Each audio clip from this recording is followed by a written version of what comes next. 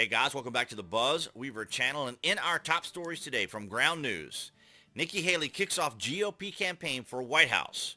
Former South Carolina Governor Nikki Haley officially launched her presidential bid Wednesday, which is February the 15th, jumping into a potential bruising GOP primary challenge against former President Donald Trump. Now, of course, she's the first to enter the ring, so I do give her credit for at least making the effort. And I wanted to touch on this very early because we are very early into the presidential race, of course. But, of course, here on the BuzWeaver channel, we take the difficult, we take the complicated, we take the tumult, we take the confusion, we take the framing, and we prepare everyone for what we can expect in the future. Because, of course, Nikki Haley is still, to an extent, a politician. And we're going to see her probably be much more groomed when it comes to these things, and we'll get into that. We'll get into more of the details of me explaining all that here in just a moment. So, Charleston, South Carolina, February 15th, former U.N. Ambassador Nikki Haley called on Republicans to move on from stale ideas and faded names, a thinly veiled swipe at her former boss, Donald Trump, as she made her first stop on Wednesday in a campaign for the 2024 presidential nomination. The 51-year-old former South Carolina governor is just the second Republican to seek the party's backing to challenge Democratic President Joe Biden, 80, who is expected to seek re-election next year. I was going to inject a little bit of extra verbiage in there, and I kind of hesitated a bit. The daughter of Indian immigrants hit a long list of Republican concerns in her speech in Charleston, including border security, spending bills authorized by Democrats in Congress, and the recent incursion into U.S. airspace of what U.S. security officials say was a Chinese spy balloon. Haley only mentioned Trump 76 once during her speech, as she sought to highlight her foreign policy experiences as the former president's top UN envoy.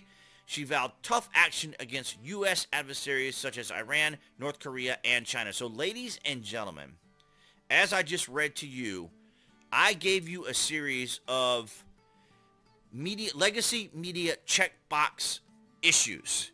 Now, I say this for the point of detail because I'm not trying to be sarcastic or cynical at this point, but as you can see, the Trump poke is one tick. Using her experience against some of our adversaries is another tick box, but of course, they'll never give her the full credit for that.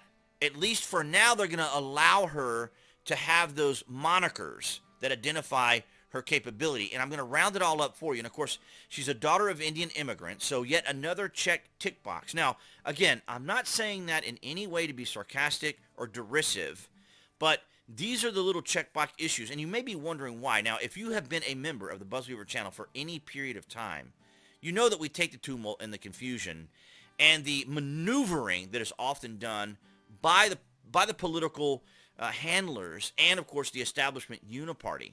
Because the idea here, ladies and gentlemen, is to illustrate yet again that Trump is an outsider. And people didn't realize how much of an outsider he was until he became president. And that's why he was considered oafish and bumbling and a bull in a china cabinet with little to no experience, when in reality he did. Now, the best way for me to describe this to everyone is to suggest that Trump tried to run our government like a business. Now, granted, our government doesn't work that way because the president simply doesn't tell people to do their job and then expect them to do it. It just doesn't work that way. And Trump, of course, received a lot of angry individuals in Washington, including the establishment and fellow Republicans and people there, because there's a formula, right? There's a system that they have in place. And Trump disrupted that system very much, whether it was the Republicans or whether it was the Democrats or whether it was the encompassing establishment uniparty. Trump is an outsider.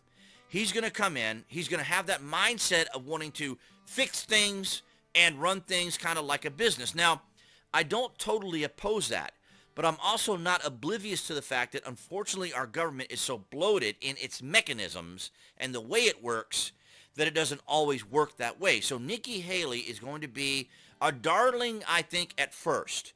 So the media, the legacy media, the establishment, and maybe even Democrats will give her a little bit of leeway as far as how they approach her. We even see that with DeSantis, the way they approach DeSantis. They don't like DeSantis either, but they still feel like they can play these individuals. And what I mean by play them is that they know that they're going to stick to a formula. They're going to stick to a pattern, right? A formulaic system that our political system has created.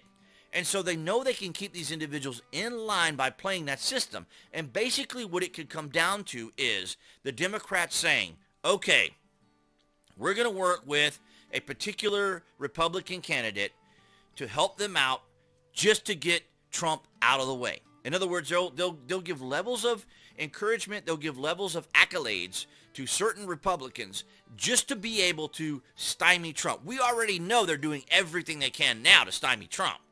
So it's going to be very interesting. So I wanted to get ahead of this early to let you guys know, to be aware of how Nikki Haley will be described and probably portrayed to fit that formulaic system, even though she is a Republican seeking the presidency. But remember, they're going to use a formulaic system to try to give her that credit because they want to distance her between Trump.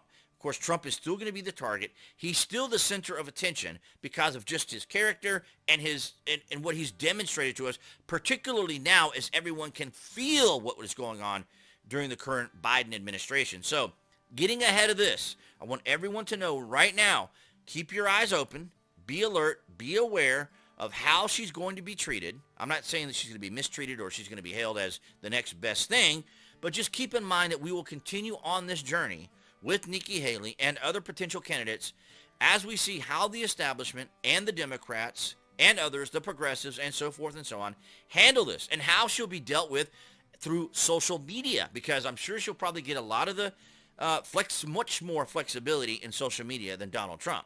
So it's going to be very interesting to keep an eye on all this. I want to thank all you guys for your continued support. You've been amazing.